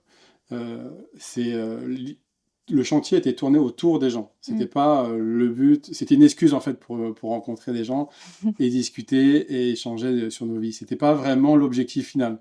Moi, j'avais toujours en tête mes mètres carrés, hein, mais j'avais pas du tout de pression, tu vois. C'est-à-dire que comme tout ingénieur que je suis, je comptais les mètres carrés qu'on avait fait. J'essayais de comprendre pourquoi sur ce chantier-là on avait fait moins que dans l'autre, mais pas du tout avec une optique de rentabilité, plus pour comprendre pourquoi et toujours s'améliorer. Et effectivement, le dernier, on a été optimum. Hyper efficace. Chaque chantier d'une semaine avec 10 personnes, moi, c'était 3 semaines de préparation avant. À faire les préparations de stock, de scotch autour des fenêtres pour les enduits, à faire toutes les préparations de protection au sol. Enfin, c'est vraiment un gros boulot intense. Il y a même un bénévole qui a dit, mais moi j'aimerais bien faire un chantier avec toi, juste pour voir comment on prépare. C'est un maître d'œuvre qui est pas loin, Olivier, et qui dit, moi je voudrais voir l'envers du décor, quoi, parce qu'il avait fait un chantier chez nous, il avait bien vu que tout était préparé. Il a dit, moi j'aimerais bien participer à la préparation, parce que c'est vraiment important. Il y a des gens qui font des chantiers participatifs avec 2-3 personnes tout le temps, tous les jours, en continu. Nous, on a choisi de cibler les vacances scolaires pour pouvoir se consacrer vraiment à ce chantier-là. Donc, les enfants ont été gardés par les grands-parents et nous, on se consacrait vraiment aux bénévoles. Et ces temps intenses de travaux avec 10 personnes et après 2-3 mois à travailler tout seul et après encore 10 personnes, c'est vraiment. Au final, c'est passé très très vite. Je pense que c'est parce que c'était assez rythmé. Et nous, c'est comme ça qu'on l'a vécu. C'est comme ça qu'on l'avait choisi et c'était chouette. Ouais, ce lien qui est créé par toutes les rencontres, toutes les anecdotes que vous avez forcément partagées dans le temps long du chantier, parce que c'est des mises en œuvre qui demandent du temps, la terre crue, donc il y a une temporalité qui est importante. Ça rajoute effectivement à l'âme de la maison, et moi je l'ai ressenti en arrivant comme ça. On sent une atmosphère qui est chaleureuse. Et effectivement, avec ces matières qui sont certaines un peu patinées déjà, un peu anciennes, voilà, ça projette effectivement ça donne de la matière dans la maison, je trouve. Et, Les matériaux de réemploi ont aussi cet avantage-là, c'est qu'ils sont faibles émetteurs de COV, puisqu'ils ont déjà eu une première vie. Donc, voilà, quand on rentre dans cette maison-là, on n'a pas toutes les odeurs de peinture, de meubles neufs, de choses comme ça. Même nos meubles sont aussi tous réemployés. Et donc, je pense que ça participe au confort aussi de nous en tant qu'occupants, quoi. Et alors, quand vous aviez du coup les postes qui arrivent, bah là, ça va être le moment de faire le parquet, ça va être le moment de mettre l'escalier ou d'installer telle ou telle menuiserie. Comment ça s'est passé sur le sourcing? Combien de temps en amont vous avez commencé à chercher? Qu'est-ce qui se passe si vous ne trouvez pas ce qu'il faut et que le chantier, il faut quand même qu'il avance? Comment ça s'est déroulé?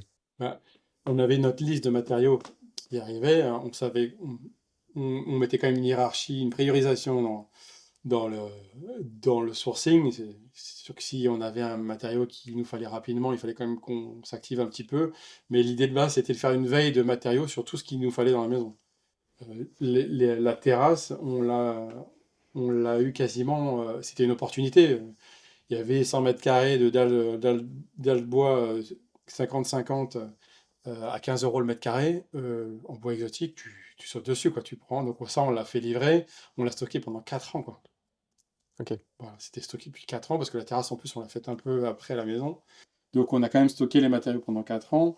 Les fenêtres, on savait qu'il les fallait avant, donc on a commencé à sourcer, mais on a pu faire que 60% des fenêtres en réemploi. Le reste, c'est du neuf parce que c'est des dimensions qui étaient peut-être pas standards pour le coup. La grande Mm. fenêtre du salon, elle avait une dimension particulière. On savait qu'on la trouverait très rarement en réemploi, surtout que nous, on voulait des fenêtres bois pour garder une unité et pas faire un patchwork de fenêtres PVC, fenêtres alu, fenêtres bois. Mm. L'idée, c'était quand même de garder une harmonie. Voilà, on voulait pas vraiment pas faire une maison patchwork. Donc, chaque choix a été réfléchi. Donc les fenêtres, on a sourcé, on a gardé, on a l'avantage d'avoir un petit hangar au fond où il y a mon atelier, mes outils, donc on a pu stocker des matériaux à l'abri là-bas. Euh, la charpente, on l'a sourcée, on a 20% de la charpente qui est en réemploi, donc on n'a pas pu tout faire, le reste on l'a fait avec du Douglas du coin. Mais en gros, c'est là où le planning est important, c'est qu'on s'était mis une deadline avec combien de temps il nous faudrait pour acheter en neuf. C'est ce qui s'est passé pour les tomates de la cuisine. Nous, on voulait récupérer des tomates anciennes. On savait qu'il nous fallait les tomates pour telle date. On savait que le délai de fabrication des tomates était, je ne sais plus, 3 semaines. Donc, il fallait qu'on passe commande à telle date si on voulait pouvoir faire notre chantier à l'heure. Et on a cherché le réemploi jusqu'à cette date-là. Le jour où arrivait cette date-là, on a dit, bah, tant pis, on achète en neuf, on ne prend pas du retard sur le chantier. Et ça, c'était vraiment important, c'était que se dire, soit on y arrive, on stocke les matériaux, soit on n'y arrive pas, et à ce moment-là, on passe en neuf. Bac Ah, acier il aussi, n'y a pas c'était. beaucoup de choses qu'on peut passer en neuf. Ouais. Le bac acier, on avait trouvé du réemploi, pareil, un chantier à Paris qui démontait pile poil les dalles qu'on voulait, avec la couleur, enfin les dalles, les plaques qu'on voulait, avec la couleur qu'on voulait. Et on était en relation avec eux, on avait fait une précommande. Ils ont eu un souci sur leur chantier avec Enedis, je crois. Ils ont pris du retard. Ils ont dit on ne peut pas vous livrer tout de suite, on va vous livrer plus tard. Et je crois qu'ils avaient pris 1 an de retard ou 6 mois de retard. Enfin, c'était pas possible pour nous. Et donc là, bah, on s'est rabattu sur le neuf parce que notre projet réemploi ne pouvait pas marcher. Ça s'est passé comme ça sur à peu près tout, mais on n'a pas eu beaucoup d'achats en neuf au final. Mm. On a réussi à bien gérer notre temps, quoi. Ouais, souvent, c'est trouver le juste milieu, le juste compromis entre j'ai mes idées, Mm. mon ambition pour la maison, pour le projet, je veux vraiment faire une maison comme ci, avec que du réemploi et tout ça. Et en même temps, voilà, trouver cette balance pour se dire à un moment, je laisse un Faut peu, lâcher. voilà, je lâche pour pouvoir quand même avancer et puis continuer à profiter du projet. Est-ce que vous avez peut-être voilà, un conseil à partager là-dessus ou plutôt ou des erreurs que vous voyez peut-être trop souvent, ou surtout toi, Julien, maintenant dans ton activité d'accompagnateur en réemploi, sur les choses qu'il faut éviter? Bah, le planning, c'est primordial pour moi. Il faut vraiment se mettre enfin, un budget max. Et en général, c'est le prix du neuf. On n'a pas trop envie de dépenser plus cher que le prix du neuf en réemploi. Et le délai. Ça, il faut que ça rentre dans les clous. Il ne faut pas que le réemploi fasse prendre du retard à un chantier. Mm. Il y a des impératifs, enfin, dans mon activité, il y a des impératifs de mise à disposition, que ce soit un établissement scolaire ou des logements. Il faut que ça soit livré dans les temps. Ça, c'est primordial. Surtout si on veut donner une bonne image du réemploi, en général, Mm. il faut quand même qu'on reste dans les clous. Donc l'idée, c'est vraiment d'organiser, bien savoir les délais pour l'achat de prix du neuf, et puis après se laisser tout le temps d'avant pour faire le sourcing. Mm. Et être flexible. C'est ce qu'on a su faire. C'est que moi, j'arrivais avec tout un tas d'annonces de réemploi, et puis on en discutait, et on s'est adapté aux matériaux. On n'a Mm. pas choisi comme dans un catalogue. Mm. T'as pas autant de choix, quoi. Tu peux pas espérer chercher quelque chose de précis, c'est un peu utopique, enfin Mm. illusoire. C'est que il faut s'adapter aux matériaux. Le faux plafond, qu'on a dans le salon et dans la mezzanine, alors c'est pas du réemploi, c'est de l'anti-gaspi, c'est des chutes d'industriels, c'est des plaques de contreplaqué en Oukoumé. L'industriel faisait de l'export à l'étranger. En France, la plaque fait 1,22 m. À l'export, elle fait 1 m. Il a une chute de 20, il la jette. Donc il y a quelqu'un qui les récupère et qui les revend. Et donc on a pu acheter ça 10 fois moins cher que le prix du neuf. Et par contre, c'est un produit qui est comme neuf. Mm. C'est juste les dimensions qui sont différentes. Donc on a adapté le calpinage de notre faux plafond à la dimension des lames qu'on a trouvées. Si on avait voulu des plaques entières, bah, il fallait qu'on achète du neuf. Oui, c'est ce que je disais tout à l'heure, le processus créatif, il est inversé en fait. On trouve le matériau, ah il est chouette, qu'est-ce qu'on va en faire avec? Enfin, donc pareil pour les claustras, quand on a trouvé ce gisement, on s'est dit: «Waouh, mais ils sont tout neufs, ils sont beaux, qu'est-ce qu'on va faire avec?» Et donc, ah bah tiens, l'entrée, placard, on a même utilisé un bout pour faire un séchoir à linge. C'est ça. Puis après, les créations sont infinies. Donc, il faut aussi avoir un espace de stockage idéalement pour pouvoir Aussi, prendre le temps de justement sourcer en amont et puis pouvoir stocker en se disant bon, on essaiera d'en faire quelque chose plus tard, même si sur le moment on ne sait pas exactement ce qu'on va faire. Là, on en avait pris plus. Par exemple, les claustras dont Sarah parle, c'est des tasseaux de bois. Enfin, c'est un peu la mode en ce moment, mais ils avaient mis ça dans un chai à Bordeaux et ils ont refait la rénovation. Et le collectif Cancan, qui est actif à Bordeaux, ont réussi à récupérer ces matériaux et ils les ont vendus pour quasiment rien.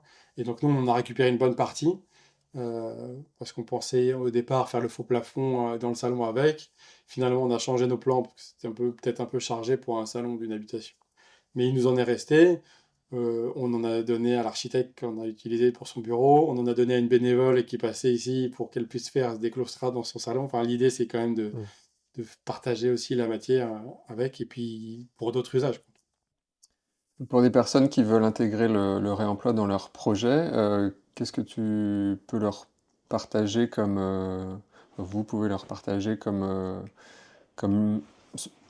endroit où regarder pour voilà, trouver. Alors il y a le Bon Coin, les gens regardent beaucoup, il y a beaucoup de matériaux de réemploi ou de construction ou de fin de stock, fin de série ou de surplus de chantier sur le Bon Coin.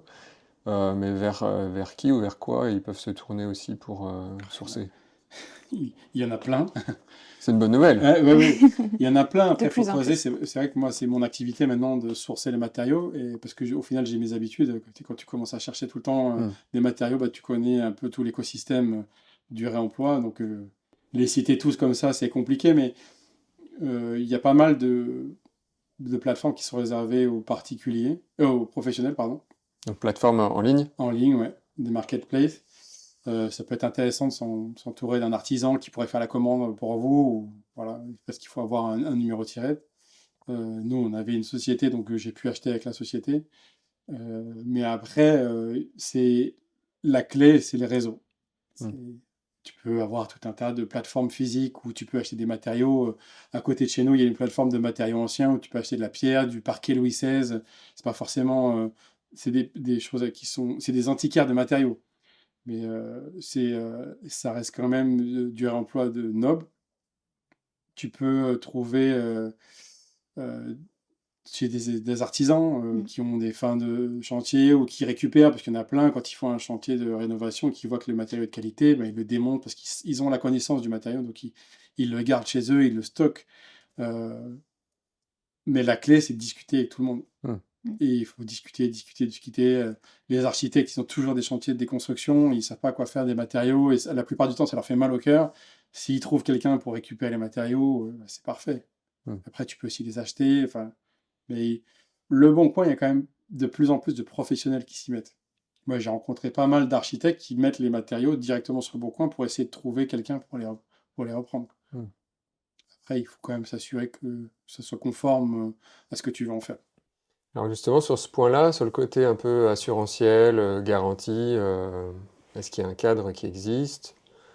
Si oui, lequel? Et ici, est-ce que vous pouvez avoir des décennales sur les différents postes de travaux? Comment ça se passe?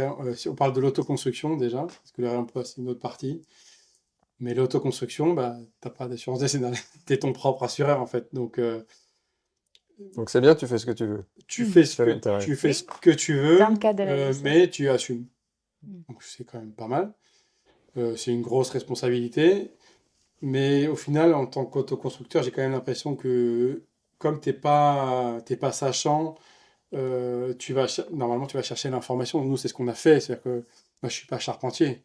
J'ai fabriqué la charpente, on a tout fait, on a taillé les poutres, on a tout assemblé, on a levé les charpentes nous-mêmes, sans engin, avec des chefs de levage. J'ai fait ça avec mes parents, avec mes amis, avec Sarah là-haut. Enfin, on a quand même fait tout nous-mêmes. Mais on avait un bureau d'études spécialisé en bois qui nous a fait la note de calcul. Il y avait Eddie Fruchard qui nous a accompagné aussi sur cette partie-là, bois. Il m'a fait une formation à la taille de la charpente. Ouais. En fait, moi, je pars du principe, et c'est mon côté ingénieur généraliste qui fait ça, c'est que quand j'ai pas la compétence, je vais la chercher ailleurs. Et l'idée, c'est de s'entourer de gens qui savent. Et surtout, il faut savoir là où tu sais le faire ou là où tu sais pas le faire. Donc, à partir du moment où tu t'es entouré avec des professionnels, de la terre crue, de la paille, de la charpente, une architecte qui nous a fait une conception, euh, on- Le bureau d'études bureau thermiques. d'études thermiques, en fait, tu t'es entouré par des gens qui savent, donc tu es plus confiant, donc tu prends le risque de garantir ta maison pendant 10 ans, quoi. Hmm. Après, pour le réemploi, c'est un autre sujet. Le réemploi en tant que professionnel, ça mériterait plusieurs podcasts, je pense, mais aujourd'hui, on sait assurer le réemploi. Ça passe par de la discussion, toujours. Discussion avec les architectes, avec les artisans, avec les assureurs. Il faut que les assureurs soient au courant du réemploi. Il faut que tu puisses connaître leurs attentes, parce que la plupart du temps, ils n'ont pas forcément des grosses attentes pour garantir ton matériel de réemploi. Donc, le clé, c'est le réseau et la discussion, l'échange. Une question que je pose à tous mes invités sur le podcast, c'est si tout était possible, à quoi ressemblerait pour vous votre maison idéale? Alors, est-ce qu'on est dedans? Est-ce qu'il y a des choses que vous feriez différemment? On s'est posé la question Mm. du coup pour préparer, mais c'est difficile parce que bah, on a forcément fait des compromis, donc on a renoncé à des choses. Donc c'est sûr qu'elle c'est pas exactement notre maison idéale, mais on s'y sent tellement bien que je suis pas sûre qu'on changerait grand-chose si c'était à refaire. Après, oui, il y a toujours des choses qu'on aimerait en plus. À la base, comme disait Julien tout à l'heure, on était plus parti sur un Earthship. Mais comme on a trouvé le terrain d'abord, c'était plus du tout réalisable par rapport aux contraintes. Donc on a laissé tomber, mais c'est sûr que j'aimais bien, le fait d'avoir la serre qui courait tout le long devant avec, vivre avec les plantes, tout ça. Bon, après c'est peut-être une vision idéaliste que j'ai, mais ça, j'aurais bien aimé, oui, c'est sûr.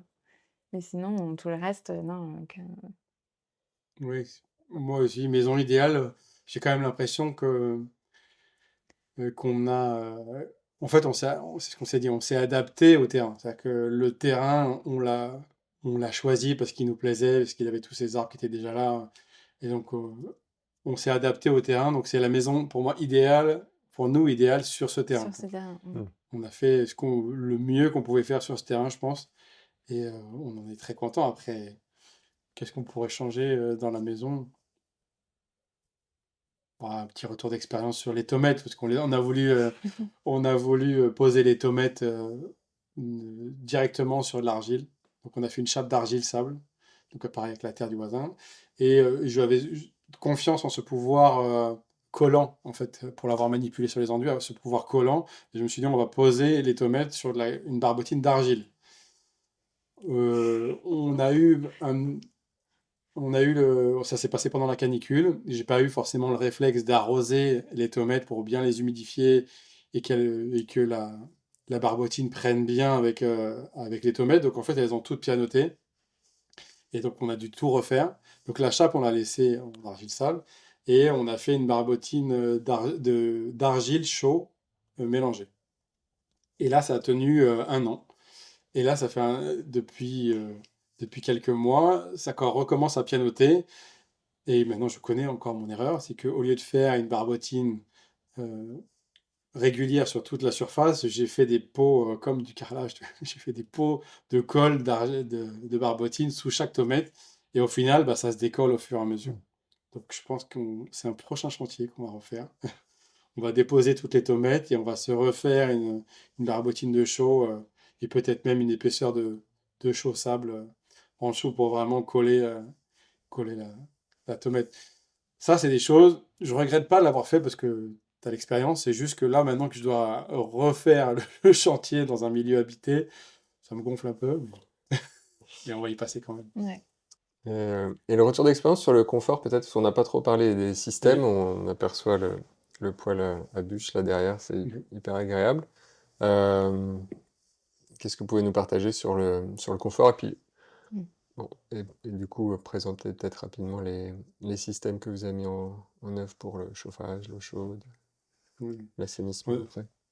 Donc, je redis, j'étais ingénieur, donc j'aime bien les chiffres. Donc, j'ai mis, j'ai mis la maison sous monitoring. C'est-à-dire que j'ai mis des capteurs d'humidité des enregistreurs d'humidité et de température. Donc, toutes les demi-heures, ça enregistre la température depuis maintenant 2 ans et demi. Et je fais des courbes avec et, et je Taux récupère les données. d'humidité. Donc, on a le Linky qui est là et je récupère les données aussi du Linky qui me permet de corréler la consommation par rapport à la température qu'il fait dehors et la température qu'il fait dedans.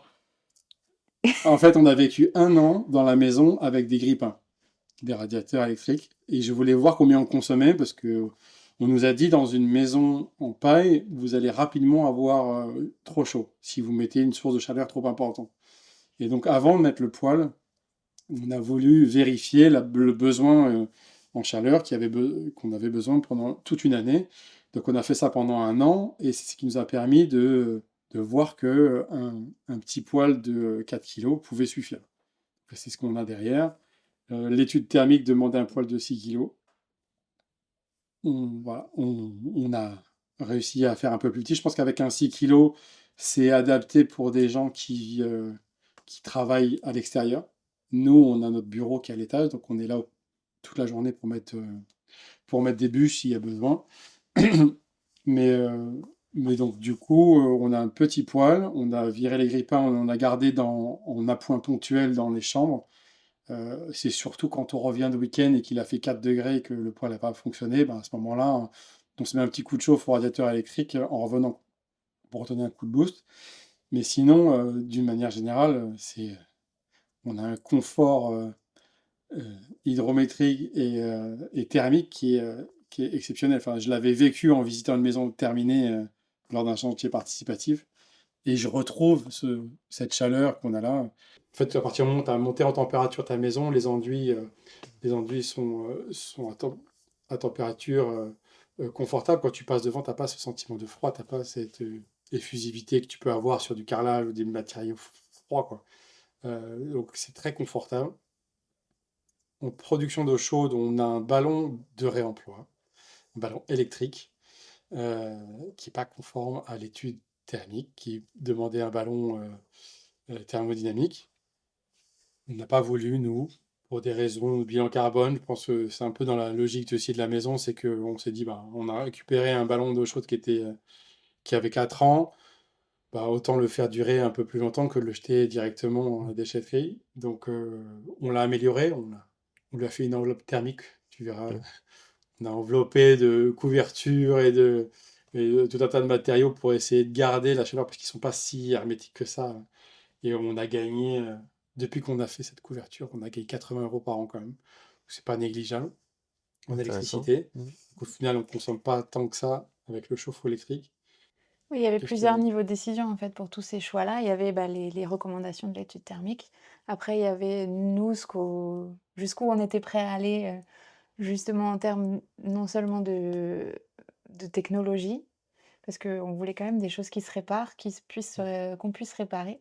Donc, notamment sur la ventilation à double flux, bah, c'est très technologique, donc pour le réparer, voilà, c'est un peu compliqué et donc il y avait, aussi ces décisions par rapport à ça, l'entretien, qu'est-ce qui est le plus facile à entretenir? Qu'est-ce qui consomme le plus? Qu'est-ce qu'on peut trouver de réemploi ou pas de réemploi? Enfin, il y avait tous ces niveaux de décision et il y a beaucoup de décisions qu'on a remis à plus tard et Ouais. donc comme, Julien disait, le chauffage, on s'est dit: «On va quand même d'abord voir ce que ça fait et après on va estimer nos besoins». On va pas faire, déjà des choix avant, de savoir quels besoins réels on a. Donc sur ça, sur la ventilation, le poêle, on a attendu 1 an, voilà. Heu, Et ventilation, la VMC, normalement, c'était l'étude thermique préconisait la simple flux. Et aujourd'hui, on l'a toujours pas mis. C'est-à-dire qu'il y a les attentes qui sont dans le mur, mais on n'a pas. Enfin, c'était prévu une ventilation simple flux décentralisée, donc avec des bouches dans les pièces humides et des entrées d'air dans les pièces sèches. Et on l'a pas mise. Et en fait, on a pris le parti de ventiler nous-mêmes. Donc, pareil, pour être sûr, on a mis un capteur COD particules fines pour vérifier que nos habitudes étaient conformes. Donc, effectivement, on ouvre le matin pour aérer. On ouvre, s'il y a du monde, on va aussi ventiler un peu plus. Si on fait griller quelque chose, enfin, on va naturellement ouvrir les fenêtres. Et en contrôlant bah, ce capteur de CO2 et particules fines, bah, ça nous permet d'avoir un indicateur sur si nos pratiques sont bonnes. Donc, on n'a toujours pas décidé si on mettait la simple flux ou pas. Pour l'instant, on vit très bien sans. Il y a peut-être besoin dans la salle de bain parce que c'est un endroit qui est un peu plus humide, donc je pense que ça serait intéressant d'en mettre au moins une là-bas. Mais sinon, pour brasser l'air et diffuser un peu la chaleur, on a mis un brasseur d'air en haut du patio, au-dessus du poêle, qui nous permet de faire redescendre la chaleur, parce qu'au départ, on ne l'avait pas mis, il faisait 26 degrés dans la mezzanine, il faisait 18 en bas, ça ne marchait pas. On a acheté ça sur le Bon Coin, un brasseur d'air à 50 €, et au final, il fait 21 en haut, il fait 19 en bas, et ça va jusque dans les chambres. Donc ça, c'est assez agréable. Donc depuis qu'on a ça, c'est royal, quoi. Et sur l'assainissement aussi, vous êtes en toilette sèche, il me semble, et en phytoépuration ou pédoépuration? Alors, c'était prévu de mettre une phytoépuration pour être dans les clous. Pour être conforme au Là, permis de construire, pour être n'autorisait pas la conforme. pédo. Donc on a dit qu'on ferait une phyto. Bon, On a finalement, on changé a d'avis. changé d'avis parce qu'on a découvert la pédo entre-temps et que la phytoépuration, c'était pas tout à fait en accord avec nos valeurs, dans le sens où ça demandait quand même un terrassement pour emmener l'eau, un bac en béton ou en plastique. Enfin, voilà. C'était pas des plantes qui sont pas forcément endémiques. Enfin, il y avait tout un truc qui. Puis c'était du budget aussi. Et on ne pouvait pas forcément tout faire On tout n'a seul. pas de pente sur le terrain, On donc n'a il pas de fallait pente, voilà. une pompe pour pouvoir. Oui, voilà, c'est ça. Ça nécessitait une pompe installation de relevage, électrique ouais. en plus. Donc, on s'est renseigné sur la pédoépuration. On a vu qu'il y avait des expérimentations en cours. On s'est dit, nous, on veut bien faire partie de l'expérimentation. Donc, encore une fois, on s'est fait entourer d'un bureau d'études spécialisé dans le Valoop Design. Valoop Design, dans la pédoépuration, enfin, dans tous les systèmes de. Ils sont spécialisés en tout assainissement écologique d'ailleurs. Et puis surtout spécialisé toilettes sèches, pédoépuration. Et donc, on a décidé de faire l'installation en pédo, finalement. Ok. Et c'est simple. Enfin, je ne sais pas si ils en ont déjà parlé sur tes podcasts, mais en gros, on met toutes nos eaux grises dans des filtres à broyat de bois. Donc, on a creusé des tranchées qui font juste 4 mètres de long et 50 cm de large, je crois, et 30 cm de profondeur. Et on remplit avec du broyat de bois. Et puis, ça se dégrade au fur et à mesure. Et puis, tu rajoutes du broyat, et puis ça se redégrade. Et puis c'est tout simple. Donc, c'est douche et cuisine qui sont envoyées là-bas? Douche, cuisine, lave-vaisselle, lave-linge. Et au final, par contre, ça demande quand même de faire attention aux produits que tu mets dedans. Donc, tu te doutes bien qu'avec une maison comme ça, on ne met pas du desktop dans l'évier. L'idée, c'est de faire attention à ce que tu rejettes, mais on a quand même l'impression d'être plus conscient de ce qu'on met dans de ce qu'on rejette, quoi. Ça responsabilise un peu sur justement ce que tu rejettes. Exactement. En plus, vous avez un beau verger, donc bon, forcément, mais pour votre intérêt personnel, C'est bien de faire attention à ça aussi. Les toilettes sèches, c'est les toilettes à litière avec une zone de compostage là-bas. Et vous avez prévu une évacuation du seau des toilettes sèches par l'extérieur, il me semble. Ouais, on avait vu ça. C'est une bonne technique pour rendre la chose un peu plus agréable. Oui, voilà, pour éviter de passer quand il y a les invités par le salon avec le seau, c'est pas très agréable. On avait vu ça chez Monsieur Baronel en Bretagne, et on s'était dit, oui, c'est malin. Bon, ça a nécessité quand même quelques réflexions. Oui, tu te creuses la tête pas mal de fois pour l'étanchéité à l'air, pour même l'isolation thermique, l'antivandalisme aussi, parce que si ça s'ouvre dans l'extérieur, il y avait quand même un système de verrouillage intérieur qu'il fallait concevoir. Bon, on a creusé. Ça a pris du temps à concevoir. C'est dans la charge mentale, il y a des phases où je pensais à ça que toute la nuit, je pensais. Après, en fait, j'appréhendais les moments où j'allais m'attaquer à certaines tâches et je savais pas. Et je regardais des vidéos, j'écoutais des podcasts, je me renseignais, je prenais de la donnée. Au final, tu as beaucoup de données. De temps en temps, j'appelais des professionnels pour avoir, j'appelais Eddy, j'appelais Stéphane, j'appelais quelqu'un pour essayer d'avoir une confirmation sur. Et puis là, il te dit, non, c'est comme ça. Et toi, tu as cherché pendant 2 heures, même plus. Mais au final, le fait d'avoir eu toutes les infos, ça te permet de faire le tri et de mieux comprendre la solution. Mais c'était des phases de charge mentale énorme et après le soulagement de passer à l'acte Mmh. et de enfin pouvoir passer à la case d'après, quoi. C'est un des enseignements principaux de notre autoconstruction, je pense, c'est de pas avoir peur de mal faire, en fait. C'est quand on apprend à faire une nouvelle tâche, quelque chose qu'on ne connaissait pas encore une semaine avant, il faut aussi accepter qu'on va pas faire bien tout de suite, quoi. Et dans les chantiers participatifs, c'était aussi accompagner les bénévoles pour qu'ils soient pas dans l'autoflagellation de ah, je fais moins bien qu'elle, ah, non, voilà. Et moi, la première, quand j'ai commencé les dents je me suis dit, mais c'est une catastrophe, en fait, c'est nul ce que je fais.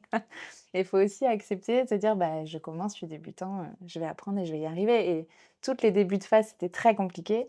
Et après, une fois qu'on avait pris le pli, ça roulait et puis on était de plus en plus à l'aise. Mmh. Mais voilà, c'est. Il y avait quand même une exigence.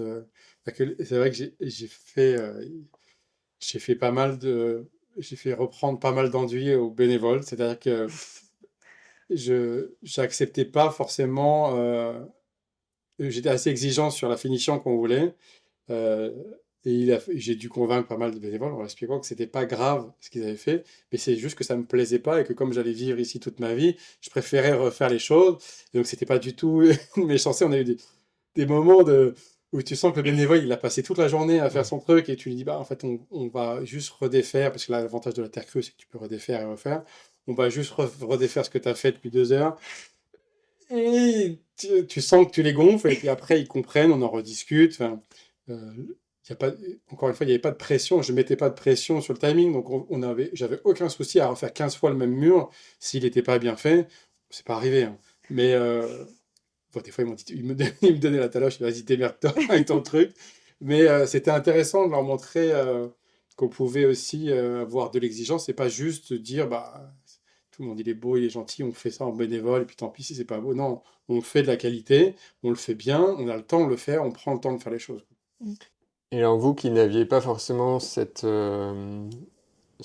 expérience ou cette compétence initialement sur la réalisation d'enduits, etc., comment vous avez pu placer ce curseur de non, là c'est pas comme je veux, je sais qu'on peut faire mieux, donc on refait avec d'autres bénévoles qui eux non plus n'ont pas cette expérience pour trouver cette bonne relation. Bah, moi, j'avais l'expérience, moi, j'en ai fait un chantier participatif. Ok. Donc, j'ai eu pas mal d'enseignements. J'ai fait des chantiers avec Twitter, mais aussi avec Botmobile. Et donc, ils nous ont formés en même temps qu'on faisait les enduits. Après, j'ai fait une formation spécifique terre crue dans le Périgord. Et donc, du coup, je savais ce que je voulais. Et après, j'ai l'œil du bâtiment où, quand c'est pas droit, bah, je le vois. C'est-à-dire que tu mets la tête de côté, c'est pas droit, bon, on refait, on regratte un peu. Et après, il faut juste apprendre à le partager aux bénévoles, aux participants. Tu les aides avec des outils, des règles, des choses comme ça. Après, il y a des choses qu'on va accepter, mais on n'est pas non plus à avoir une maison au millimètre, mais il y avait des choses intéressantes à partager. Et après, c'est là où c'était chouette d'avoir Stéphane avec nous, c'est que il nous a donné les méthodes pour pouvoir corriger les erreurs. Et c'est Ouais. le meilleur C'est précieux. enseignement qu'il fallait. C'était Mm. précieux de fou, quoi. Mm. Et qu'en fait, il nous a appris en disant, bah, si tu fais comme ça va pas marcher. Si tu fais comme ça va pas marcher. Si tu fais comme ça marchera. Et avec cet enseignement, on a passé une semaine formidable avec lui.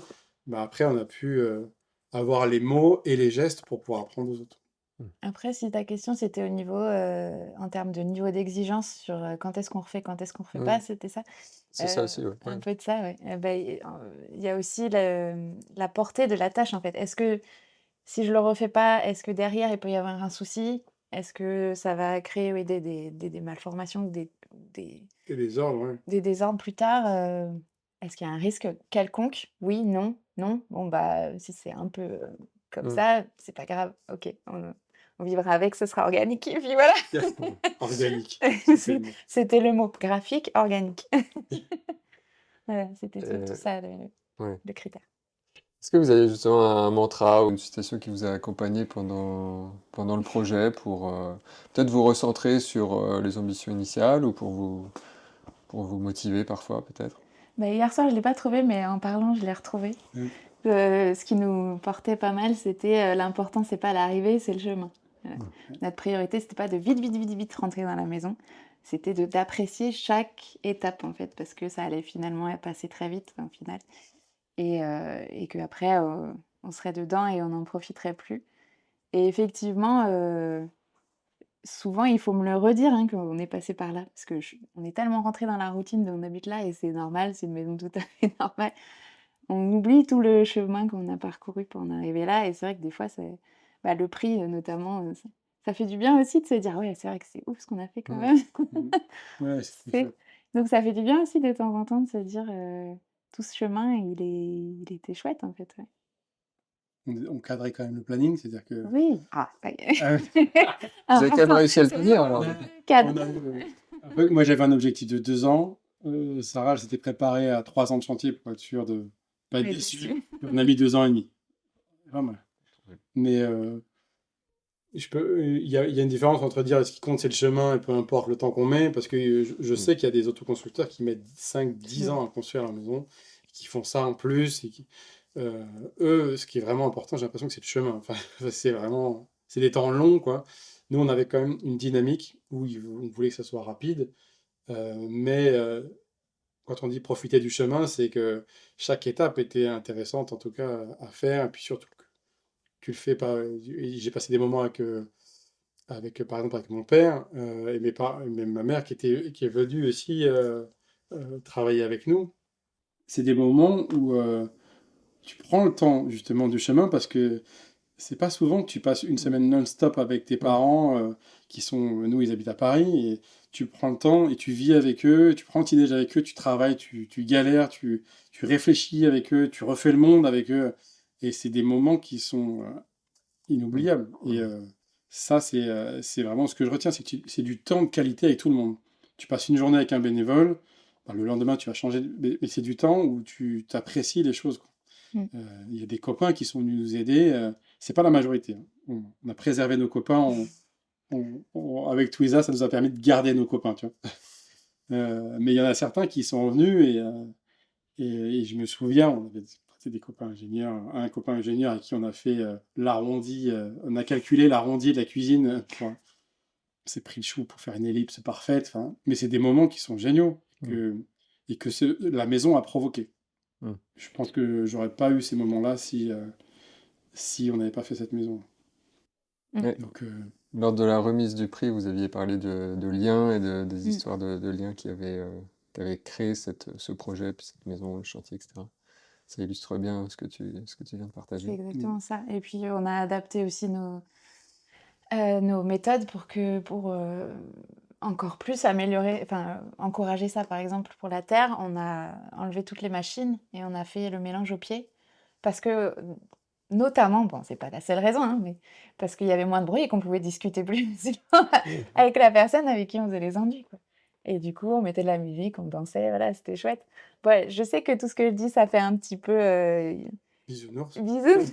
Non, ah ouais, ça fait un petit peu hippie, tout ça. Je sais que ça peut être connoté, mais c'est vraiment ce qui était important pour nous et ce qui nous a apporté. Ouais, revenir à des choses simples. Moi, j'ai du chantier, j'en ai fait. Il y avait des chantiers 3, 4, 5 grues. Enfin, au bout d'un moment, les engins, je les ai vécus, je les ai côtoyés.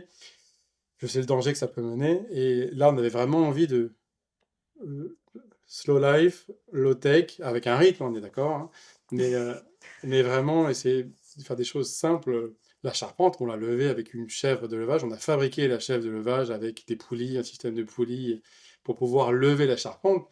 Et quand je dis qu'on a levé la charpente avec mes parents qui étaient retraités, on était tous les trois là à lever la charpente progressivement avec nos poulies.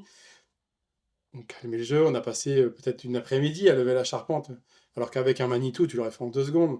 Mais on a pris le temps de poser les choses, de faire en sécurité, de vérifier les alignements. Ouais, et tous ces moments simples, tu peux le faire que si t'as pas un bruit de machine qui est derrière, quoi. Mm. Ça, c'était chouette. Donc, je le conseille.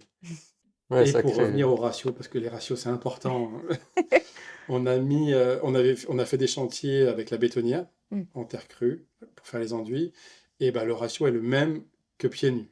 Si ça peut rassurer. En fait, au final, tu es plus productif. La bétonnière, tu es tout seul, mais tu dois racler, ça collait au fond. Enfin, et c'était pas très très agréable, alors qu'au final, pieds nus, bah, tu passais un bon moment et le ratio, on faisait le même nombre de mètres carrés, peu importe qu'on utilisait la machine ou si on le faisait pieds nus, donc c'était chouette. C'est des beaux souvenirs et ça crée, ça donne de la valeur finalement aux choses, aux- aux actions que vous avez menées pour construire la maison et puis aux matériaux du coup. Où est-ce qu'on peut orienter les personnes qui veulent vous contacter, en savoir plus sur peut-être le projet, plus sur toi, ton activité de réemploi? Moi, ma société, c'est en réemploi. Je suis bureau d'études, donc je suis basé, je suis à côté de Saintes. Et donc, on me trouve sur les réseaux en réemploi. Maintenant, j'accompagne moi, les maîtres d'ouvrage, les maîtres d'œuvre, les architectes dans leur démarche globale de réemploi. Je fais du sourcing de matériaux, mais de la préconisation. Et puis, j'accompagne les entreprises après pour qu'ils puissent mettre en œuvre les matériaux. En fait, toute la chaîne. Je discute avec les assureurs, les bureaux de contrôle. Enfin, l'idée, c'est de convaincre tout le monde que ça marche. Et c'est vrai d'être ce facilitateur dans un monde de bâtiment qui est assez hiérarchisé, bah, ça permet de casser les barrières et puis d'arriver à massifier le réemploi. Donc l'idée, c'est d'en mettre le plus possible. Donc voilà, c'est mon activité depuis 2 ans et demi et j'en suis très content. Donc on peut nous contacter là-bas. Puis voilà. Oui, pour ceux à qui on a donné envie, je suis désolée, on ne refera pas de chantier participatif. Ça y est, c'est fini. Ouais, là, je pense que cette page, après, on fera sûrement avec les amis encore, mais là, cette page est tournée, je pense. Mais sinon, on est sur Instagram, on n'est pas très actif, mais Non. on a Et la après, page pour nous en contacter si besoin. Verger Anami. Bah, je mettrai les liens dans les notes de Et l'épisode. on s'est quand même dit, parce qu'on a fait beaucoup de visites, d'une part parce qu'on était content de montrer la maison. On avait aussi les bénévoles, on a fait des visites pendant le chantier et après le chantier, une fois que c'était terminé. L'idée, c'était de faire un retour d'expérience et puis faire la promotion de ça. On a fait beaucoup de visites au départ. Je crois qu'il y a 250 personnes en tout qui sont venues à la maison. C'était assez intense. Et là, on s'est dit qu'on continuait les visites, mais à raison de une par an. Et donc, pendant les portes ouvertes Twiza, qui sont en général au mois d'avril, on fera une porte ouverte pour montrer, pour ceux qui veulent voir en vrai, on fait les portes ouvertes tous les ans. Bon, j'invite les personnes qui nous écoutent, qui nous regardent à venir visiter la maison, c'est splendide. Merci Sarah, merci Julien pour Merci, François. belle invitation, et puis merci pour le partage d'expérience et puis l'inspiration aussi que ce genre de projet offre et donne, donc c'était très intéressant. Je vous remercie. Merci. Plaisir. Merci. Merci beaucoup d'avoir écouté cet épisode. Vous pouvez retrouver toutes les références mentionnées par mon invité dans les notes de l'épisode, ainsi que des compléments pour approfondir ces sujets dans la rubrique podcast sur lacaserobinson.fr. Si cet épisode vous a plu, vous pouvez le soutenir en le partageant autour de vous, en vous abonnant et en mettant un avis 5 étoiles sur votre plateforme d'écoute. Ça me fera très plaisir et ça permettra au podcast d'être plus visible pour m'aider à accueillir de nouveaux invités. Si vous voulez aller plus loin dans vos projets de création d'habitat plus écologiques, plus sains et qui vous inspirent, sachez que c'est mon métier de vous y aider. Je propose différentes formules d'accompagnement, du coaching à la formation en ligne, et je suis sûr qu'une d'entre elles est faite pour vous. Si malgré tout vous n'y trouvez pas la formule qui vous parle, contactez-moi pour que nous puissions créer ensemble l'accompagnement idéal qui vous aidera à concrétiser vos projets. Vous retrouverez toutes les informations sur le site de la Case Robinson. Sur ce, n'oubliez pas de vous abonner, de partager cet épisode autour de vous, et je vous dis à très vite pour une nouvelle conversation sur la Case Robinson.